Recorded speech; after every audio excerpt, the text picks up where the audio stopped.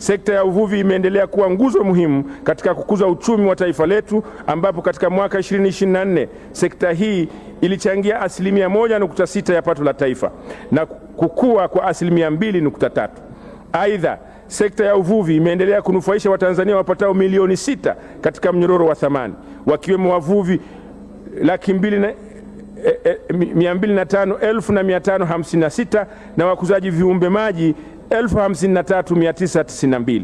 Vilevile, sekta ya uvuvi ni nguzo muhimu katika kuimarisha usalama wa chakula na lishe na inachangia 30% ya protini inayotokana na wanyama. Mheshimiwa Mwenyekiti, hadi Aprili 2026 uzalishaji wa mazao ya uvuvi nchini umeongezeka kwa 10.02% kufikia tani 659,242.69 zinazojumuisha tani 477,661.93 kutoka uvuvi wa asili na tani 181,580.76 kutoka ukuzaji viumbe maji ikilinganishwa na tani 599,200.33 zinazojumuisha tani 466,956.88 kutoka katika uvuvi wa asili na tani 132,243.45 kutoka ukuzaji viumbe maji zilizozalishwa katika kipindi kama hiki mwaka 2024-2025.